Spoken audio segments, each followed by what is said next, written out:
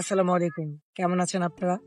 Hope that সবাই ভালো আছেন। আর আলহামদুলিল্লাহ আমিও ভালো আছি। দীর্ঘ ১ টা মাস কোনো ব্লগ আসেনি, কোনো আপডেট নেই, কোনো কিচ্ছু নেই। তার মেইন রিজন বাংলাদেশের যে একটা থমথমে পরিস্থিতি ছিল, আন্দোলন অ্যান্ড তারপর পদত্যাগ সবকিছু মিলিয়ে আমি নিজেও বিজি ছিলাম। আমিও কাজে ছিলাম। অ্যান্ড তারপরে কিন্তু এখন শুরু হয়েছে বন্যা অ্যান্ড দেশ গঠনের যে একটা কাজ সেটা কিন্তু অলরেডি শুরু হয়ে গেছে। অ্যান্ড দ্যাটস ওয়াই কিন্তু আমার কোনো ব্লগ আমার ইউটিউব চ্যানেল আসেনি মোটামুটি প্রায় ১ মাস কোনো ব্লগ নেই। লাস্ট একটা ব্লগ ছিল সেটা হলো আমার বার্থডে ব্লগ। তো ব্লগটা বেশি বড় করবো না। থাম্বনেইলটা দেখে বুঝতে পারছেন যে আজকের ব্লগটা কি নিয়ে। আর আমার মুখের হাসি দেখে বুঝতে পারছেন যে কি নিয়ে ব্লগটা। তো দীর্ঘ প্রায় ৬টা মাস আমার কাছে কোনো বাইক নেই। আমি আমার লাস্ট টাইম V4টা রমজান মাসে সেল করি।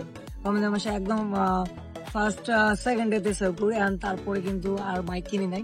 তার মেইন রিজন আমি আমার টাকাটাকে ইনভেস্ট করে ভাবছিলাম যে যখন আমি একটা বিগার অ্যামাউন্ট আমি গেইন করে ফেলবো তারপর কিন্তু আমি আমার আরেকবার আমার যে ড্রিম আমি সবসময় বলি আমার সব থেকে মোস্ট ফেভারিট বাইক হলো R15 অ্যান্ড R15 মধ্যে গিয়ে আমার কাছে সব থেকে বেশি ভালো লাগে।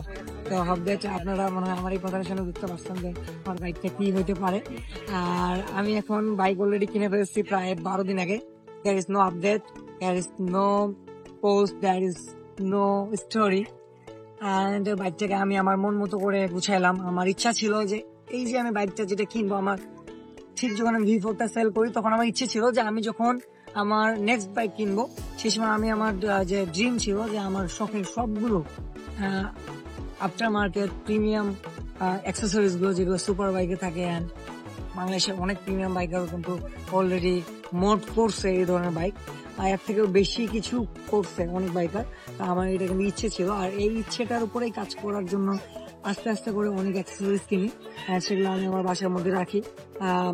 অ্যাজ আ মিডিল ক্লাস একবারই ১-১.৫ লাখ টাকার মডিফিকেশন একদিনে করা it's impossible for me. That's why আমি কিন্তু আস্তে আস্তে যে মডের যে অ্যাক্সেসরিজ গুলো সেগুলো কিন্তু কালেক্ট করি মানে পারচেস করি অ্যান্ড রাখি। আর তারপরে কিন্তু ফাইনালি আমি আমার বাইকটা কিনে অ্যান্ড অ্যাক্সেসরিজ গুলো ইনস্টল করলাম অ্যান্ড বাইকটাকে একটা মাস্টার পিস দিনাজপুরের ওয়ান পিস এমন একটা বাইক বানাইছি দিনাজপুরের ওয়ান পিস।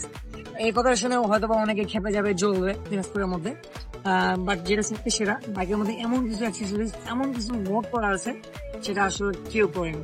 তো আমরা একটু পরে দেখাই দেবো বাইকটা আর বেশি টানবো না ভিডিওটা। সো কথা না বাড়াই চলেন চলে যায় আমার বাইক রিভিউ। Let's go.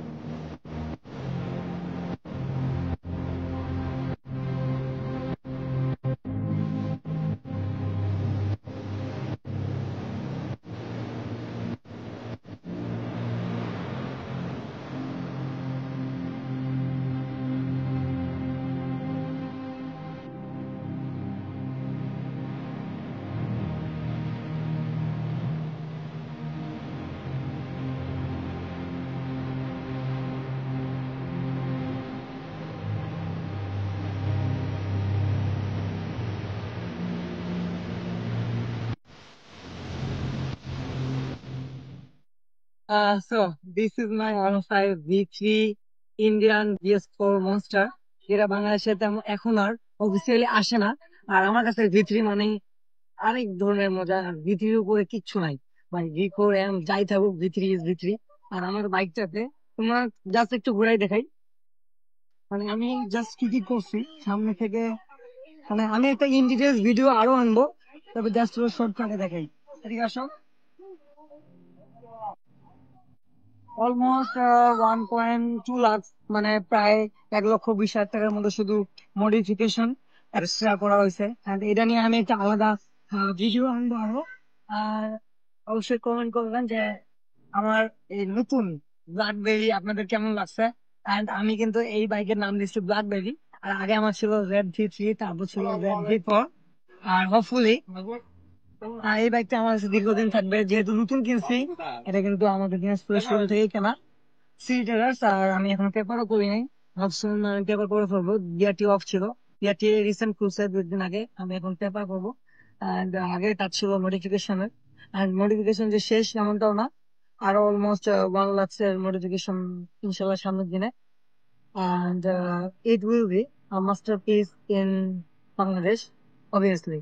আর এখন এই যা লাগানো আছে ভিতর বাইরে মডিফিকেশন, অলমোস্ট প্রায় 1.5 লাখ টাকার কাছাকাছি, বা 1,20,000-30,000 এমন হবে। তবে এটা আরো ইচ্ছা আছে 1 থেকে 1.5 লাখ টাকার মডিফিকেশন করা, যেন বাংলাদেশে একটা ওয়ান পিস থাকে। ঠিক আছে, তো এই ছিল আমার বাইক। আর সবটা আর বড় করবো না, একটা কথাই বলবো, আপনি যদি পরিশ্রমী হন, আপনি আপনার ফ্যামিলি সাপোর্ট থাকুক বা না থাকুক, আপনি যদি নিজে থেকে কিছু করেন, আপনার age doesn't matter. Age doesn't matter, আপনার বয়স কত, 10, 15, 20, যেটাই হোক না কেন, 30, 35, আপনি যদি পরিশ্রমী হন, আপনার মধ্যে যদি আসলে কাজ করার একটা উদ্যম থাকে, পরিশ্রম করার উদ্যম থাকে, এনি হাও, কিন্তু আপনি অনেক কিছু করতে পারবেন। আর আমার কিন্তু নিজের ড্রোন এন্ড ড্রোন এক্সারসাইজের বিজনেস, এজন্য ড্রোন গ্যারেজ। নিজের আমি ইউটিউবিং করি, সাথে আমার যে বিজনেসটা এটা কন্টিনিউ করি। আর আমি ভাবছিলাম ঢাকাতে শিফট হয়ে যাচ্ছি আমার বিএসসি ইঞ্জিনিয়ারিং এর জন্য। অলমোস্ট সবকিছু আমি একসাথে করি। ঠিক আছে, এই ছোট্ট বয়সে এত কিছু করছি, আহ এটা আমার লাইফের হলো 6 নম্বর R15V3, মানে V3 না, সরি, R15, V4 তো ছিল। তো এটা আমার 6 নম্বর R15। তার মধ্যে সব থেকে কম চালাইছি হলো V4টাই। আর এটাই সব থেকে বেশি ইনশাল্লাহ চালাবো, দোয়া রাখবেন আমার জন্য। আর ভালো থাকবেন সবাই ইনশাল্লাহ। এটা খুব তাড়াতাড়ি একটা রিভিউ ভিডিও আসবে যে কি কি করছি এটার মধ্যে, এটা ব্লগ আসবে। সাপোর্ট করবেন, ভালোবাসা দিবেন, আর সাবস্ক্রাইব করবেন, লাইক করবেন, কমেন্ট করবেন, ভিডিওগুলো শেয়ার করবেন। Thank you so much. আল্লাহ হাফেজ, আসসালামু আলাইকুম।